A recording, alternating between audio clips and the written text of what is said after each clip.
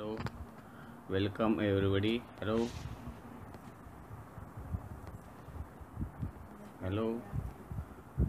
Quality improvement in math education project.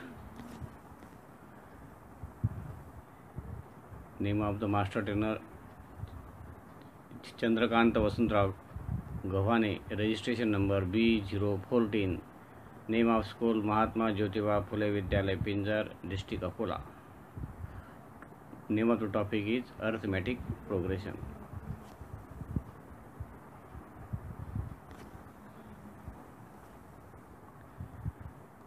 Introduction मध्ये पाहू आपण गणिताचा संबंध रोजच्या जीवनात आपोआप नेहमीच येतो. म्हणून म्हणतात गणित हा प्रत्येकाच्या जीवनाचा अविभाज्य भाग झाला आहे.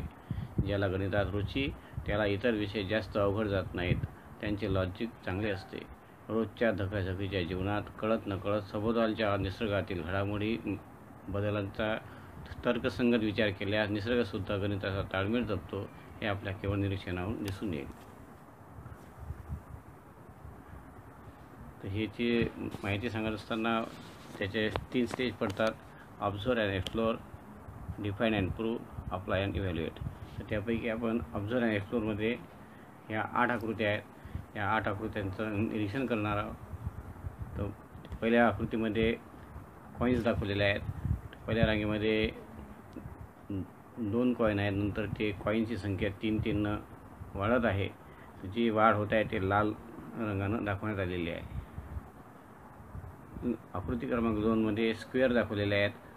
पहिल्यांदा 3 स्क्वेअर दाखवले, नंतर त्यामध्ये वाढ झाली 2 आणखी समोर वाढ झाली 2 असे 3, 5, 7 अशा प्रकारचे स्क्वेअर दाखवलेले आहेत.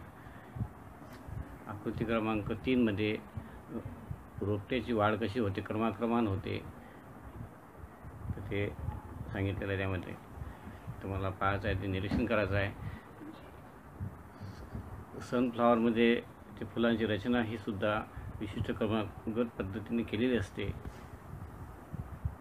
ही जी संख्या आहे इथं पहिलं पद आहे 3, नंतर ते 3 अधिक 4 म्हणजे 7 झालं आहे. आणखी त्यामध्ये 4 टाकले तेव्हा 11 झाले. आणखी त्यामध्ये 4 टाकले तेव्हा झाले 15.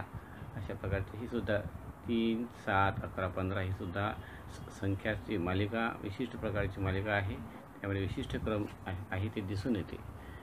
ही जे क्रम आहेत हे जे क्यूब विशिष्ट क्रमागत पद्धतीने मांडणी केलेली आहे. वरते 1, नंतर 2, नंतर 3, नंतर 4 असे एक न ती संख्या वाढत आहे. सुरुवातीला 1 होते, नंतर एक वाढत त्यांनी असं आकृती तयार केलेली आहे. आकृती क्रमांक 7 मध्ये स्प्रिंग. हा स्प्रिंग पहिल्यांदा लहान होता अर्धगोल. त्याच्या अर्धगोलाचा रेडियस वाढवली, आणखी वाढवली असं सातत्यक्रमाने वाढवणं सुरूच आहे. याचं तुम्हाला निरीक्षण करायचं आहे.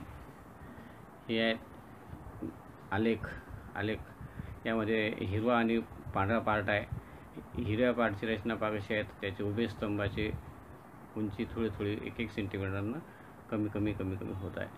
त्याचप्रमाणे पांढरे जे स्तंभ आहेत त्यांची उंची 1 सेंटीमीटरनं वाढत आहे, 1 युनिटनं वाढत आहे. असं आपल्याला याचं निरीक्षण करायचं आहे. ॲक्टिव्हिटीमध्ये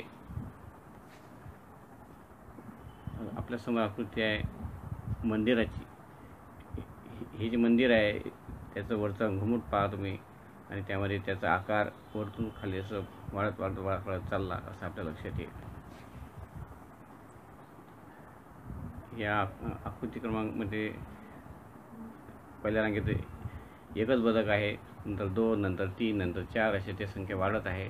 अशा प्रकारच्या जर संख्या कितीने वाढत आहे, 20व्या रांगेत किती बदक असतील आणि 20 रांगा होईपर्यंत आतापर्यंत किती बदकांचा वापर करण्यात आला असेल यावरून आपल्याला लक्षात येऊ शकते. तर यामध्ये आता आपल्याला पाहायचा एक व्हिडिओ पाहायचा आहे. ऑब्झर्व अँड एक्सप्लोर अंतर्गतच एक व्हिडिओ. हा व्हिडिओ पहा. या व्हिडिओमध्ये काय लक्षात येते पाहून घ्या. संख्येची मालिका कशी वाढत आहे याचं लक्षात घ्या. निरीक्षण करा. यावरचे काही प्रश्न आपल्याला विचारणे येतील त्यावर.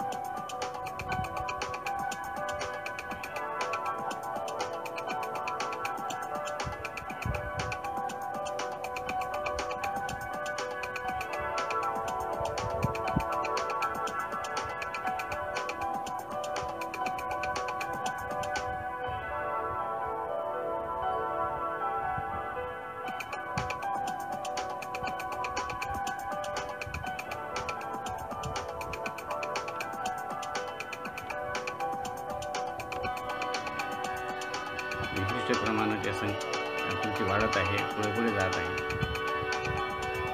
विशिष्ट प्रकारे वाढ होत आहे.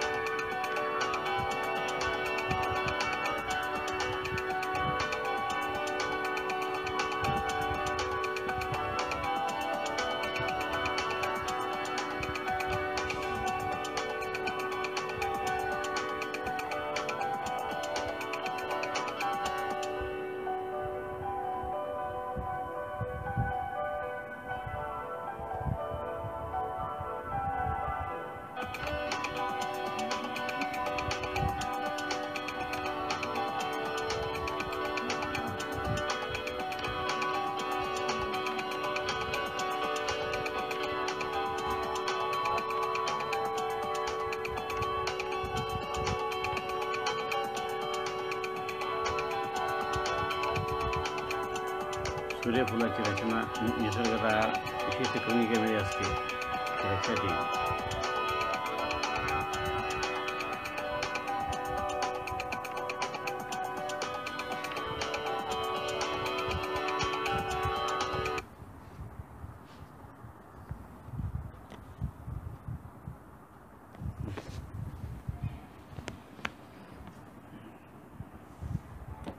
आता आपण जे व्हिडिओ पाहिला त्यामध्ये तुम्हाला संख्येमध्ये विशिष्ट पद्धतीने वाढ होताना दिसली का?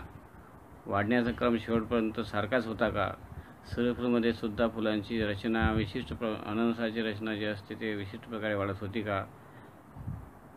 सूर्यफुलाची रचना पाण्याच्या लाटा त्यामध्ये असतात, काही विशिष्ट क्रमांक पद्धतीने वाढ होत असते. त्यामध्ये शंख दाखवला होता, शंखाची रचना सुद्धा विशिष्ट पद्धतीने वाढत होती, हे आपलं लक्षात येईल. ॲक्टिव्हिटी 3.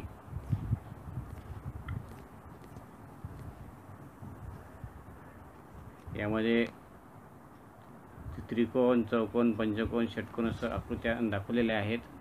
याच्यात आकृत्याचे जे आंतरकोनाच्या मापाची बेरीज पहिल्यांदा आहे 180, नंतर 360, नंतर 540, नंतर 720. ही जी मालिका आहे 180, 360, 540, 720 ही जसजशी आकृतीची एक बाजू वाढत आहे तसं त्यामध्ये 180नं कोणाचं माप वाढत आहे असं आपल्या लक्षात येते. म्हणजेच की ही कोणाच्या मापाची जी मालिका आहे ही सुद्धा क्रमिका आहे आणि ही क्रमिका विशिष्ट पद्धतीने वाढत आहे.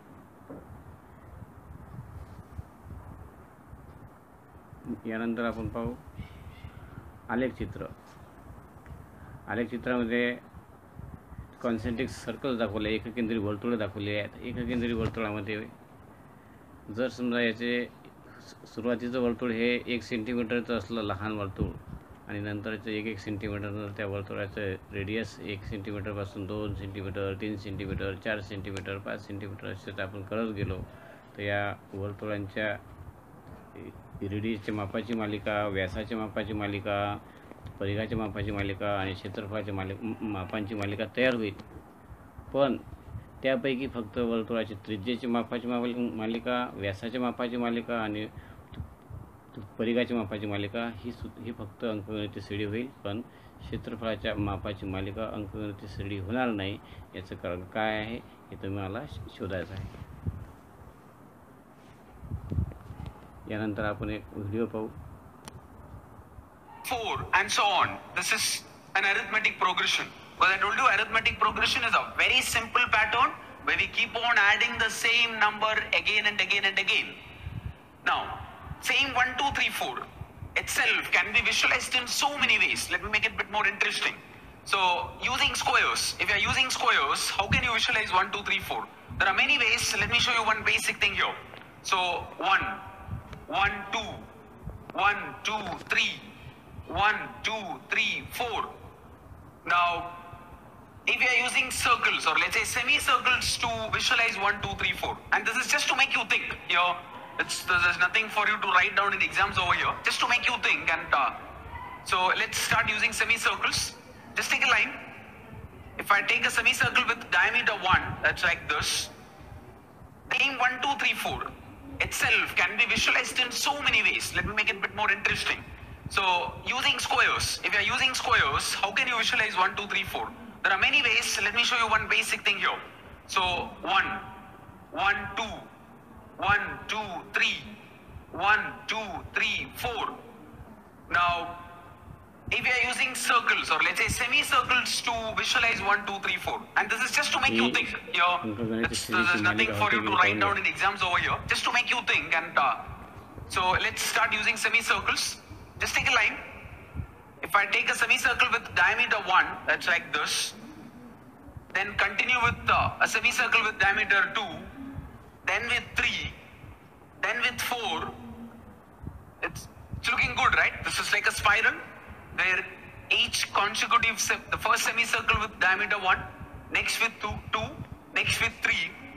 So this is one more visualization for 1, 2, 3, 4 and so on. Now, if you think about what you can see around us, you can connect. This is how a snail will look like, almost. Now, instead of using, so we use squares, we use circles or semicircles to visualize 1, 2, something as easy as 1, 2, 3, 4 itself. And this is how you should start thinking whenever you see, when you look at number patterns, any number pattern can actually be visualized. Something in basic diagrams, some of them in bit more interesting diagrams. If you take points to visualize, use points and visualize 1, 2, 3, 4, it can be made to look like this. 1, 1, 2, 1, 2, 3, 1, 2, 3, 4. So that's one easy way to visualize 1, 1, 2, 1, 2, 3, 1, 2, 3, 4 like that. Now, so here we just discussed about an arithmetic progression where we were adding 1 to the previous number to the next number and again 1. So 1 is the number which I added again and again and again to get this particular progression.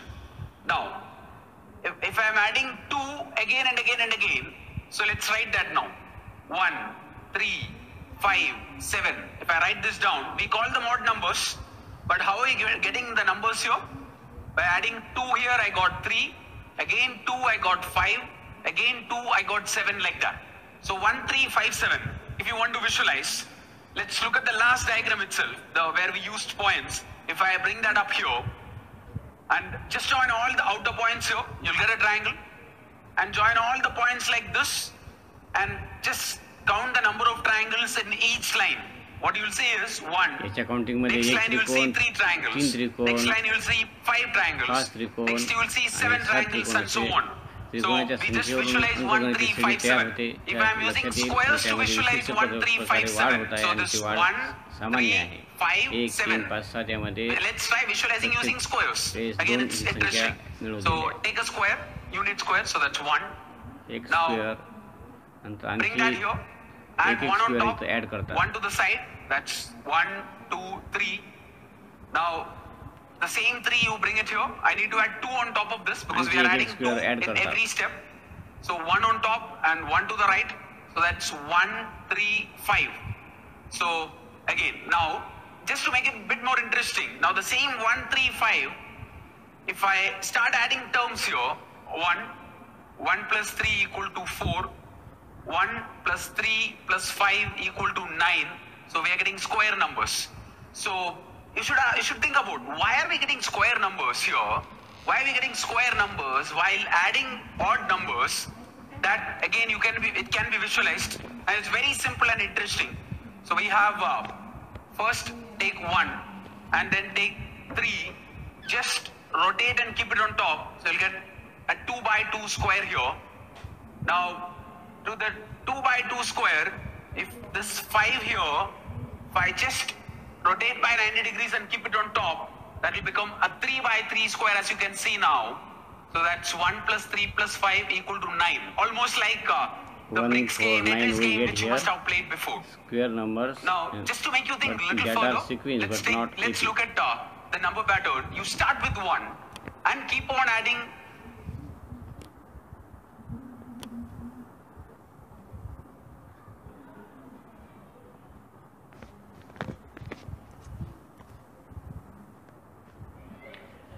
एका चौरसाची संख्या कितीने वाढत आहे? 2 centimetre वाढत आहे. अर्धवर्तुळाचा व्यास कितीने वाढत आहे? बिंदूंची संख्या कितीने वाढत आहे? त्रिकोणाची गणना केली का कितीने वाढत आहे?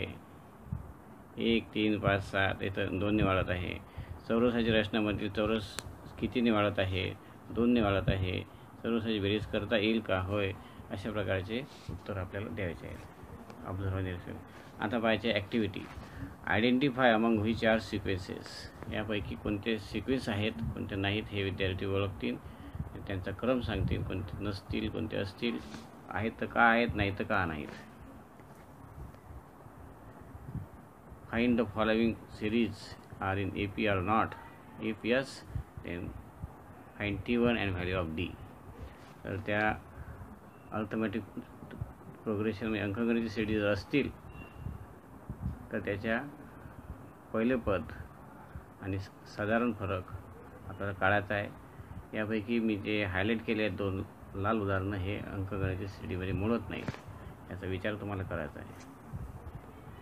आता नंतरचा पार्ट आहे define and prove. Define and prove यामध्ये व्याख्या सांगितलेली आहे. ही जी आता याच्यामध्ये सांगितलेलं आहे क्रमिका ही एक ठराविक नियमानुसार व ठराविक क्रमाने मांडणी केलेल्या संख्यांचा संच असते.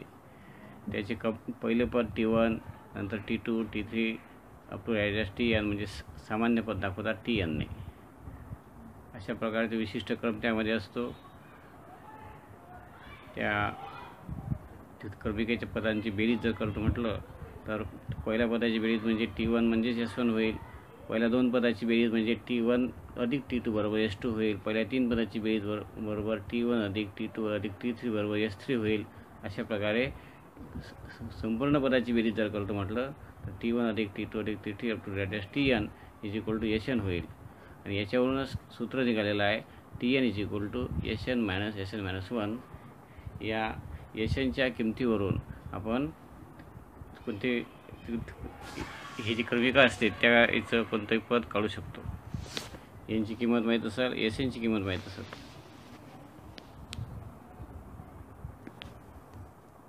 त्यानंतर आहे अशी क्रमिका आहे की ज्यामध्ये पहिले पद कायम असते आणि 2 जवळच्या पदातील फरक म्हणजे क्रमांक पदातील संबंध जो फरक आहे तो सारखाच असतो.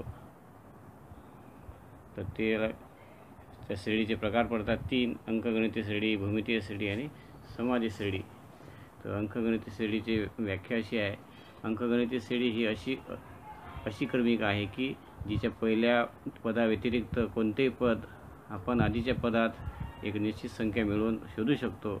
या निश्चित संख्येला त्या अंकगणितीय श्रेणीचा साधारण फरक असे म्हणतात. म्हणजे थोडक्यात D is equal to Tn minus Tn minus 1.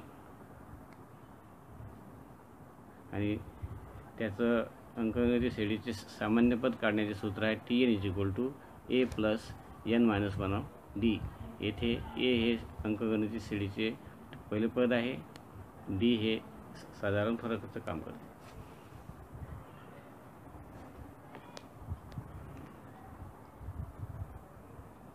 Some of the n term हे कसं सूत्र तयार झालं याची सिद्धता इथं सांगितलेली आहे. S1 बरोबर T1, S2 बरोबर T1 अधिक T2, S3 बरोबर T1 अधिक T2 अधिक T3. अशा प्रकारे Sn बरोबर या सगळ्यांची बेरीज केल्यावर याचे फक्त ऑब्झर्वेशन जर केलं तर ते लक्षात येते S1 म्हणजेच T1 आणि S2 मायनस S1 म्हणजे T2, S3 मायनस S2 म्हणजे T3. अशा प्रकारे Sn minus Sn minus 1 is equal to Tn. Therefore Tn is equal to Sn minus Sn minus 1 हे सूत्र तयार झालं. आणि त्या Snच्या किमतीवरून Tnचा आपण किंमत काढू शकतो. डिफाईन अँड प्रूव्हमध्ये आपण पाहणार आहोत अंकगणित श्रेणीचे जे पद असतात. पहिलं पद म्हणजे A, दुसरं पद म्हणजे A अधिक D, नंतर A अधिक 2D, A अधिक 3D, A अधिक 4D असं शेवटचं nth टर्म बरोबर A plus n minus 1D. अशा प्रकारचे हे अंकगणित श्रेणी आपण मांडल्यानंतर त्यांच्या संपूर्ण पदाची जर बेरीज करतो म्हटलं तर ते होईल Sn बरोबर A अधिक D up to dash A plus n minus 1D. हीच Snची बेरीज जर आपण उलट क्रमाने मांडली तर Sn बरोबर A plus n minus 1D up to dash A plus D up to dash plus A या दोन इक्वेशनची बेरीज जर एकत्र वेळेस केली आपण तर एस एनचं सूत्र तयार होईल. S N is equal to n/2 2a + n-1d. हे सूत्र आपण जर थोडंसं विस्तार स्वरूपात लिहिलं तर S N is equal to n/2 a + tn असे लिहिता येते. हे सूत्र S N is equal to n/2 a + l. येथे ए म्हणजे पहिले पद आहे, tn हे म्हणजेच अंकगणिती श्रेणीचे सामान्य पद आहे, l हे काय तर लास्ट पद आहे. तसेच अंकगणिती श्रेणीचे 3 क्रमांकात पदे, 4 क्रमांकात पदे, 5 क्रमांकात पदे सुद्धा आपल्याला माहीत करून घ्यायचे आहेत. या चार्टवर ते सांगितले. हे बेरीज करण्याचं सूत्र जेव्हा तयार झालं त्यामध्ये असं आपण विचार करू शकतो की हे जे हिरवे स्तंभ होते हे कमी होत गेले, पांढरे स्तंभ हे वाढत गेले, कमी होत गेले आणि वाढत गेले. स्तंभ जर विशिष्ट पद्धतीने जोडले तर त्याच्यापेक्षा एक स्क्वेअर तयार होते. ते स्तंभाची संख्या 2 वेळा हिशोबात घेण्यात आली. म्हणून इथं एस एनची बेरीज उलट आणि सुलट केली तेव्हा एस एनचं सूत्राची सिद्धता तयार झाली. यामध्ये आपण एक करून पाहू. कृती करायची आहे आपल्याला. 1 ते 100 पर्यंतच्या संख्येची बेरीज केली. 1 + 2 + 3 + 4 + 5 up to -100. तेच बेरीज मी उलट क्रमाने लिहिली. S N is equal to 100 + 99 + 98 + 97 + 96 + 2 +1. म्हणून 2s इज इक्वल टू 101 + 101 + 101 + 101 ते होईल 100 वेळा. 2s is equal to 100 × 100. s is equal to 100 × 100/2. s is equal to 100 × 50. s is equal to 50-50. असं आपण 100च्या वेळेस उत्तर आलं 50-50 तर 10च्या वेळेस 55 येईल, 1000च्या वेळेस 500-500 येईल, 10,000च्या वेळेस 5,000-5,000 येईल. अशा प्रकारे ते इथे तो चार्टमध्ये आपण दाखवलेला आहे. अशी अंकगणिती श्रेणी विशिष्ट क्रमाने वाढत असते. ही आकृती ती इथं आणून दाखवलेलं. डबल कॉईन्सची रचना इथं करून दाखवलेली आहे. 2 कॉईन, 5 कॉईन, 7 कॉईन, 2, 5, 3 वाढल्या, 2 कॉईन, 3 वाढले 5, 5 नंतर 3 वाढले 8, 8 नंतर 3 वाढले 11, 11 नंतर 3 वाढले 14. अशा प्रकारे कॉईनची रचना आहे. यासाठी हे याच्यापुढे किती कॉईन्स येतील हे जर काढायचं असेल तर त्यासाठी पाहिजे आपल्याला tn. तर tnचं सूत्र आहे a + n-1d. जर मी तर पहिलं पद समजा t1 लिहिलं तर ते आपण a + 0d, कारण की त्यामध्ये काही फरक नसते अगोदरच्या पदात. t2च्या वेळेस a + n-1d, t3च्या वेळेस a + 2d असं करत गेलो तर tn is equal to a + n-1d असं तयार होईल. म्हणजे पहिलं पद हे कायमच असते, हे असं लक्षात ठेवायचं आहे. t1 म्हणजेच a म्हणजेच पहिलं पद, त्यालाच आपण s1 म्हणतो कधी. तर हे जे साधारण फरक आणि कितवं पद पाहिजे हे जर माहीत असेल तर आपण कोणत्याही अंकगणिती श्रेणीचे कितवेही पद काढू शकतो. आता आहे लास्ट पार्ट आहे, third part, apply and evaluate. Give any 3 examples of AP in nature.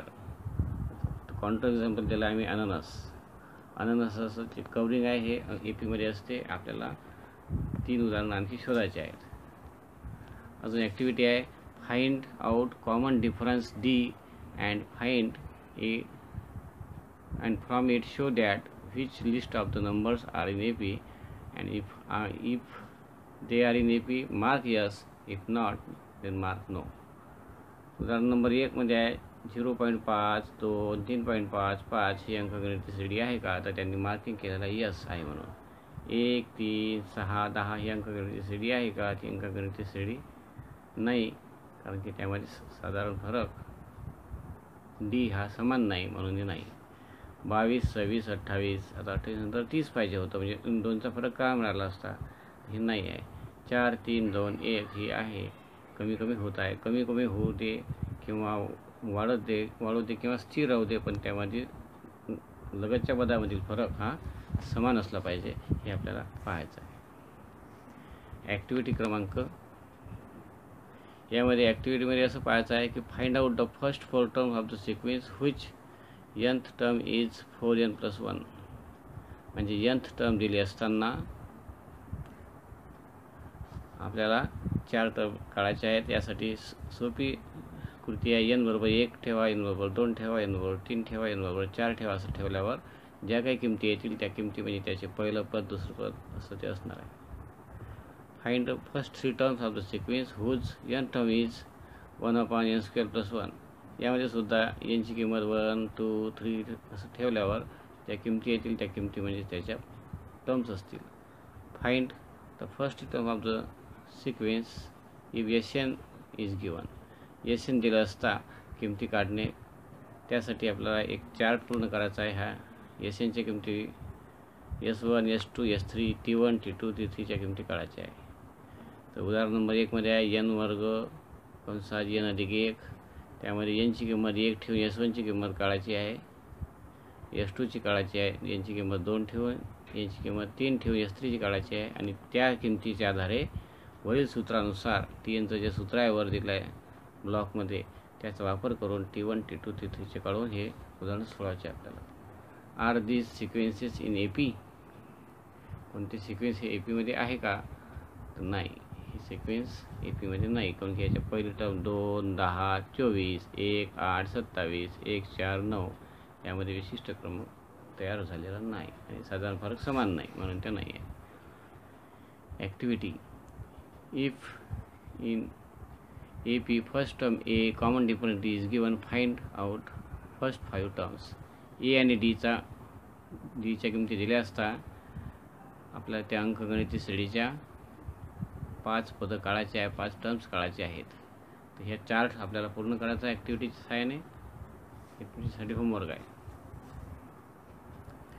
Activity. fill the chart by using general term formula of AP. Here values of A, N and D are given. आता A, N आणि D च्या किमती दिल्या असतात. Tn च्या किमती तुम्हाला काढायच्या आहेत. A ची किंमत 2, N ची किंमत 7, D ची किंमत 5. हे जर या किमती Tnच्या सूत्रामध्ये जर ठेवले तर Tn बरोबर 32 येईल. अशा प्रकारचे 6च्या 6 उदाहरणं आपल्याला सोडवायचे आहेत. आता पाहायचं आहे अप्लाय आणि इव्हॅल्युएटमध्येच योग्य सूत्राचा वापर कसा करतात. पहिलं पद A, साधारण फरक D, अंकगणिती श्रेणी आपल्याला माहीत आहे A + D, A + 2D, A + 3D, A + 4D. श्रेणीचे सामान्य पद आपल्याला माहीत आहे Tn = A + n - 1D. पहिले 5 पद A आणि D ची किंमत माहीत असेल तेव्हा काढत असताना Tnचं सूत्र वापरायचं की A + D, A + 2D, A + 3D, A + 4D हे सूत्र वापरायचं. यासाठी आपण कंपॅरेटिव्ह स्टडी केलेला आहे. तर A + D, A + 2D याच्या किमती वापरून जर पहिले 5 पदं काढले तर हे 2 मिनिटाचंच काम होईल. पण याच्यामध्ये जर Tnचं सूत्र वापरलं तर हे प्रत्येक वेळेस कॅल्क्युलेशन करत जावं लागेल आणि हे तुम्हाला लक्षात येईल की याचं उत्तर द्यायला सुद्धा वेळ लागलेला आहे.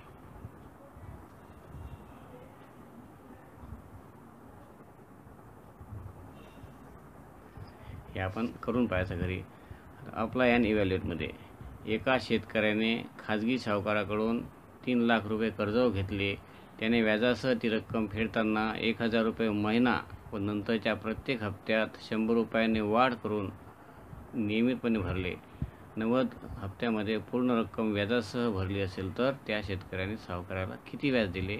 हे उदाहरण अंकगणिती श्रेणीमध्ये बसते.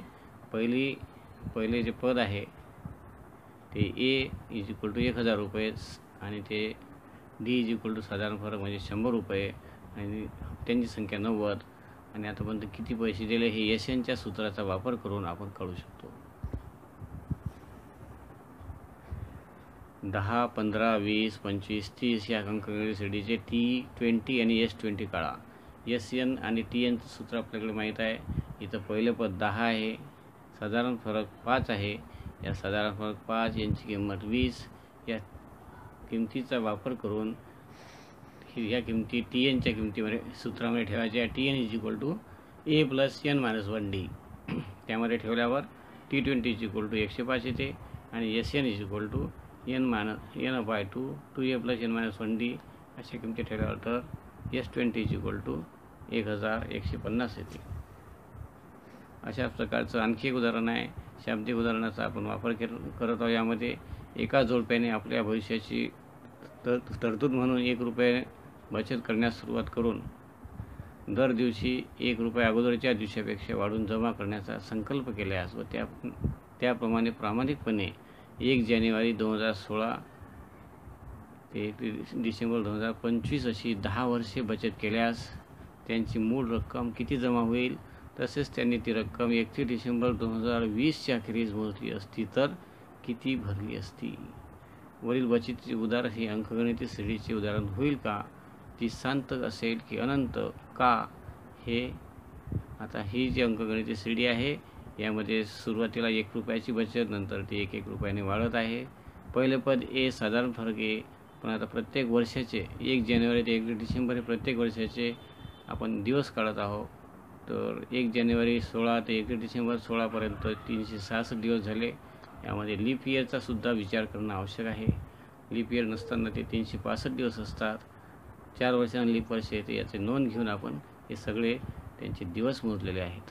10 वर्षे एकूण दिवस किती होतात याचा आपण आकडा काढला आहे आणि त्याला आपण एनची किंमत म्हटली आहे. एन = 3653. एकूण बचत जर पाहिजे असेल तर ते 3653 हे एन ठेवून SN जे सूत्र आहे n/2 2f+n-1d यामध्ये ठेवल्यावर त्याची एकूण बचत लक्षात येईल. आणि कोणत्या वर्षीची बचत पाहिजे असेल तर ते त्या वर्षीपर्यंत किती दिवस झाले त्यानुसार आपण त्याची करू शकतो. म्हणजे SN आणि TNच्या सूत्राच्या आधारे हे आपण करू शकतो. एखादं समजा एक संख्या आहे 27/35 के 19/5 के, ही अंकगणिती श्रेणी असेल तर केची किंमत काढा. तर यामध्ये 2 लगतच्या पदाचा साधारण फरक हा समान असते. या संकल्पनेचा वापर करून आपण ते 2 पदं समान दाखवून केची किंमत काढू शकतो. केची किंमत येते -3/7. संदीपने 2006च्या नवीन वर्षानिमित्त इंग्रजीचे दररोज 5 शब्द अगोदरच्या दिवसापेक्षा वाढवून संग्रहित व पाठ करायचे ठरवले. प्रथम दिवशी 10 शब्द पाठ करून संग्रहित केले तर शेवटच्या वर्षाच्या दिवशी किती शब्द पाठ केले असतील व वर्षभरात किती शब्द संग्रहित व पाठ केले असेल. म्हणजे शेवटच्या दिवशी त्याला किती शब्द पाठ करावे लागतील आणि वर्षभर त्यानं किती शब्द पाठ केले असतील. या ठिकाणी TN आणि SNच्या किमतीचा आधार घेऊन, सूत्रांचा आधार घेऊन आपण शेवटच्या वर्षाचं TNच्या सहाय्याने काढू शकू. आणि 2006 यामध्ये कामाचे दिवस किती होतात, ते लीप वर्ष होते का याची नोंद आपण तुम्हाला घ्यायला अगोदरच सांगितलेली आहे. अशा प्रकारे 2016 ते साल होतं, लक्षात ठेवायचं आहे. मोहनलालने एक दुकान 6 लाख रुपयामध्ये घेण्याचे ठरवले व 10% रक्कम अग्रिम देऊन दुकान ताब्यात घेतले व उरलेली रक्कम 60,000 रुपये अधिक ठरलेल्या रकमेवर 10% वार्षिक व्याज, म्हणजे 60,000 रुपये तो दिलंच, नंतर उरलेली रक्कम जी आहे त्या उरलेल्या रकमेवर 10% वार्षिक व्याज, कारण की ते 60,000 रुपये दिले आणि ती रक्कम काही फिटत नाही पूर्णपणे. म्हणून की ते असे 9 वार्षिक हप्ता देण्याचे ठरले तर ते दुकान व्याजासह किती रुपयात विकत घेतले. एक रकमी व्यवहार न झाल्यामुळे त्यांना काही रक्कम देणे आणि काही रकमेवर उरलेल्या रकमेवर व्याज देणे असंही त्यांना सुरूच ठेवायचं आहे. तर अग्रिम रक्कम त्यांनी 60,000 भरली म्हणून उरलेली होती रक्कम. आता तुमचं ठरलं होतं 6 लाखाचा व्यवहार, त्याच्यातून 60,000 वजा होतील तर ते 5,40,000 रुपये उरतील. तर तुम्ही जेव्हा पहिला हप्ता भरायला जाल तर पहिल्या हप्त्याच्या वेळेस तुम्हाला 60,000 द्यावं लागतील आणि 5,40,000चे 10% म्हणजे 54,000 द्यावं लागतील. म्हणजे 60,000 अधिक 54,000 बरोबर 1,14,000 रुपये पहिला हप्ता म्हणून तुम्हाला द्यावा लागेल. असंच उरलेली रक्कम किती आहे ते पाहून त्याच्यावर दुसरा हप्ता भरताना सुद्धा 60,000 अधिक उरलेल्या रकमेवर 10% व्याज. असंच जितके हप्ते भरायचे सांगितलेले आहे 9 हप्ते, त्या 9 हप्त्यापर्यंत आपल्याला करायचं आहे असं. आणि किती होते ते पाहायचं आहे. तर ते उरलेल्या याच्यावरचं व्याज आपण पाहिलेलं आहे किती येते. त्यामध्ये SNचं सूत्र, SNच्या सूत्राने हे काढता येते आतापर्यंत किती रक्कम त्यांना आपण दिली आहे म्हणून. तर मोहनलालने ते दुकान किती रुपयाला घेतलं पैसे किती दिले, त्याचं त्यांना किती रुपयाला पडलं ते दुकान, त्याचं व्याज किती दिलं, निव्वळ व्याज दिले होते 6 लाख आणि निव्वळ व्याज त्यांनी 7,02,000 रुपये दिले आणि 6 लाख रुपये हे त्यांचे हप्त्याने भरले गेले होते ते. अशा प्रकारे 13,02,000 रुपयामध्ये ते पडलेलं आहे. हा व्यवहार जर नगदीमध्ये झाला असता, त्याच दिवशी पैसे दिले गेले असते, तर 6 लाखामध्येच ते झालं असतं. 7ने भाग जाणाऱ्या 3 अंकी नैसर्गिक संख्या किती आहेत? आता 3 अंकी संख्येची सुरुवात 100 पासून होते, पण 100ला काही 7ने भाग जात नाही, पूर्णपणे भाग जात नाही. म्हणून आपण 105 ही पहिली संख्या निवडली. आणि सगळ्यात मोठी 3 अंकी संख्या 999 आहे, पण 999ला सुद्धा 7ने भाग पूर्णपणे जात नाही, काही ना काही उरते. तर त्यामध्ये आपण 994 ही शेवटची संख्या पकडलेली आहे. तर शेवटचं पद माहीत आहे, पहिलं पद माहीत आहे, 7ने भाग जाते म्हणजे साधारण फरक माहीत आहे. इथं TNचं सूत्र वापरून आपण ते काढू शकतो. 1 ते 250 यामधील 8ने भाग जाणाऱ्या संख्याचे T21 हे पद काढा. शेवटचे पद किती असेल? संख्या अंकगणितासाठीचे पहिले पद हे 8च राहील, कारण की 8ने भाग जाते म्हणजे पहिले पद हे 8 आणि साधारण फरक हे सुद्धा 8च. शेवटचे पद आता 250ला 8ने भाग जात नाही, पण 248ला तो जाते, त्याच्या लगेचच्या संख्येला जाते, तर ते शेवटचे पद होईल. TNचं सूत्र वापरून आपण हे किती पदे असतात ते काढू शकतो. खाली अंकगणित श्रेणीचे TN काढा व त्यावरून T27 काढा. अंकगणित श्रेणी आहे 8, 13, 18, 23, 28. यामध्ये ए म्हणजे पहिलं पद, साधारण फरक किती आहेत? 8. साधारण फरक किती आहे? ते 5. 8 5 13 5 आहे. या 5 मध्ये TNचं सूत्र वापरायचं A + n-1D असं केल्यावर आपल्या लक्षात येईल. या सूत्रावरून T27 काढता येईल. जर एका अंकगणित श्रेणीचे 11वे पद 29 व 29 47 असेल तर खालील बाबी शोधा. पहिले पद व साधारण फरक. 31वे पद काढा. n-वे पद 209 तर n ची किंमत काढा. अशा प्रकारचे सगळे उदाहरण TNच्या सूत्राच्या सहाय्याने आपण करू शकतो. इथं उदाहरण सोडून दिलं आहे, आपण तुम्ही पाहायचं आहे, तुम्हाला करता येईल पहा. पुढे दिलेल्या अंकगणित श्रेणीत किती पदे आहेत? पहिलं पद माहीत आहे 91, 198, 205. शेवटचं पद माहीत आहे 380. पहिले पद 191, साधारण फरक 7. शेवटचे पद 380. यामध्ये TNचं सूत्र वापरून आपण एकूण किती पदे आहेत ते काढू शकतो. एका शेतकऱ्याने थ्रेशर मशीन हप्त्याने खरेदी केली. त्याने 7व्या व 15व्या हप्त्याच्या रूपाने अनुक्रमे 464 व 400 रुपये जमा केले. तर पहिल्या व शेवटच्या हप्त्याची रक्कम किती? एकूण हप्ते किती लागतील? थ्रेशरची किती रुपयाला खरेदी केला? यामध्ये सुद्धा आपण पहिला हप्ता, साधारण फरक, TNचं सूत्र याचा वापर करून हे D साधारण फरक किती येते हा कमी होत चालला आहे, इतकं लक्षात ठेवायचं आहे. आणि त्या TNच्या किमतीच्या आधारे आणि SNच्या किमतीच्या आधारे आपण विविध किमती काढू शकतो, लक्षात ठेवायचं आहे. आणि शेवटचं उदाहरण आहे, अशा किती 4 अंकी संख्या आहेत की ज्यांना 101 ने भागले असता 99 बाकी उरते? तर 4 अंकी संख्या पाहिजे. 4 अंकी संख्या ही सुरुवातीला 1000 पासून सुरू होते, पण 1000ला काही 101 ने भाग जात नाही, म्हणून पहिलं पद 108 घेतले, 108ला ते जातं भाग. तर आता अशा किती 4 अंकी संख्या आहेत हे जर शोधायचं असेल तर त्याला भाग गेला पाहिजे. म्हणते कितीनं? तर ते बाकी किती उरली पाहिजे? 101 ने भागले तर 99 बाकी उरली पाहिजे. या अटीमध्ये बसण्यासाठी आपण त्याचा विचार करू आणि त्यासाठी TN हे सूत्र वापरू. तर n-वे पद 9997 होईल हे आपल्या लक्षात येईल, कारण की 9997ला 101 ने भागले असता 99 बाकी उरते.